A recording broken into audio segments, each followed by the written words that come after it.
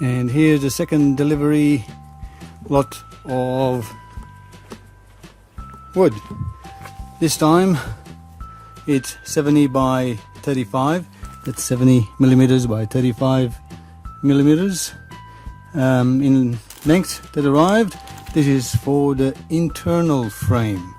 So I'm just starting to work and building the internal frame because I need to build both frames before I actually start putting the frames up. There's lots of wood around now. These are my roof rusters and they are 140 by 45. So they're going to be my roof, all heap of them. There's a lot more there, which will be the joining, and a lot more there. And most of my outside frames have been done. And as a trial, I did put up one of the corners as just to test to see how it's going to be. I might have to take it down or leave it up there. We'll find out soon. So that's the back wall done with the corner there, just temporarily held up there. The frames are bolted down pretty much every where the studs are into the concrete. One thing you should keep in mind when you're ordering timber, we call it timber or lumber,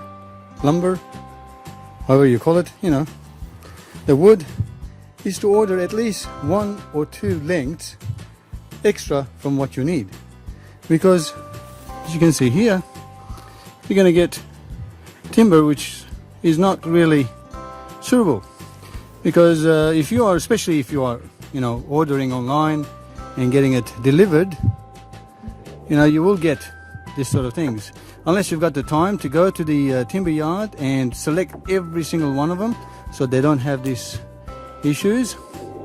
You know, make sure you order 1 extra. I've actually ordered 2 extras just to make sure that this sort of issues I am covered. I don't need to order again.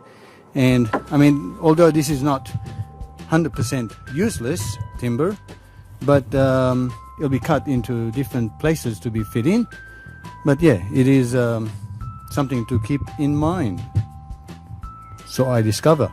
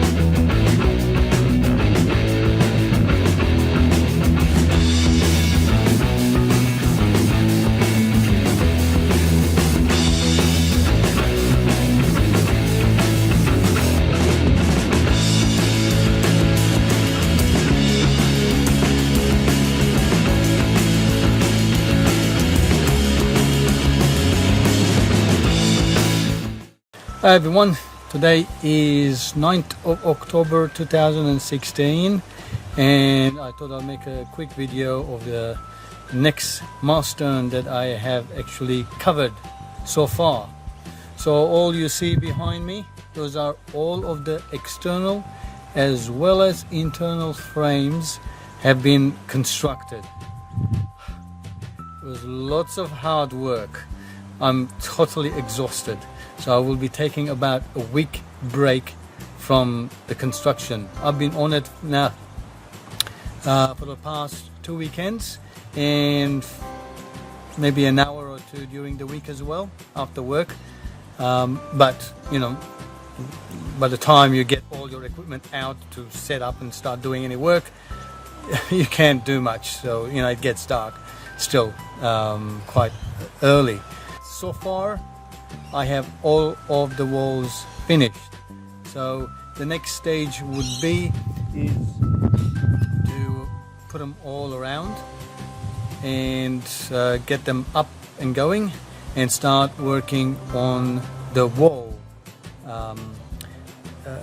built as frames put together, and then I will have the internal frames just stuck inside, so that once I finish all of the external frames, then I will, you know, construct or put together the internal walls. So first I gotta bolt them down, the external walls, and then work on the internal walls once the roof parts go in as well. So the roof is gonna go on top. So still a bit to go, but I thought I'll keep you guys updated where everything is at. So there you go.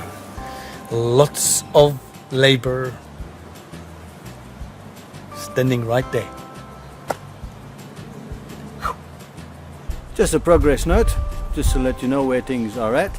I'm just at the moment getting all the frames cross braced so that they're nice and square and stable when I put them out.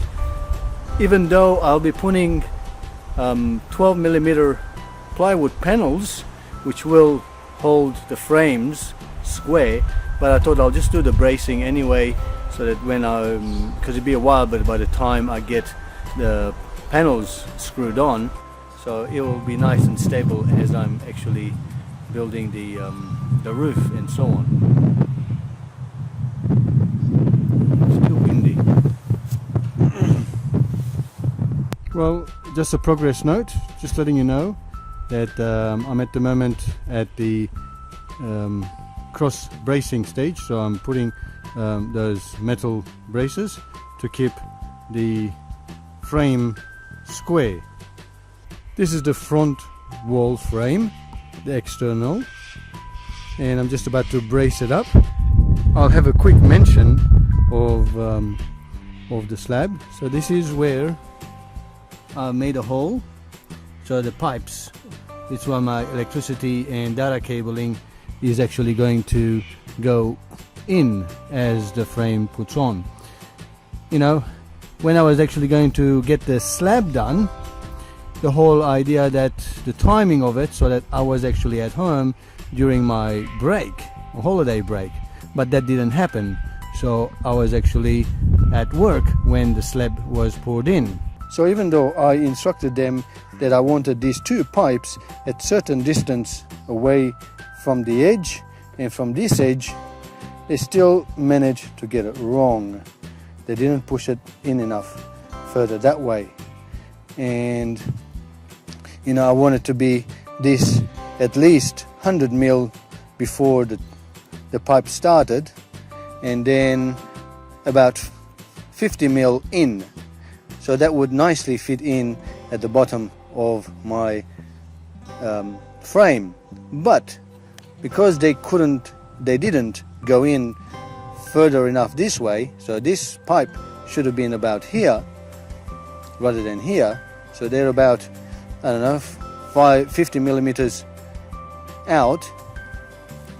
I actually had to cut my frame to make room for it, as you can see from here. Otherwise the pipes would not fit in. Even though this second bracing is not really required, it's double studs there. Oi!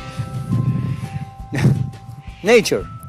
So even though there's supposed to be double studs there, so I had to cut this bit off to allow for the pipe to actually, you know, go in there. It's annoying, but that's one of the drawbacks of not being around and tradies not following the right instruction, even though it was quite clear. So they didn't move this far enough. Something to watch out for. And another problem I had with the issue of timing of getting the slab done while I was actually on break and being able to be here and guide is to actually put J-bolts there. So while the concrete is still wet, I've been able to put in special threaded J metal things, so that I did not have to drill and put Dynabolts to hold my frames in. So that's one of the other drawbacks as well. So now I have to go around and drill quite a number of holes in the slab so that I can actually put in my Dynabolts to hold the frames up.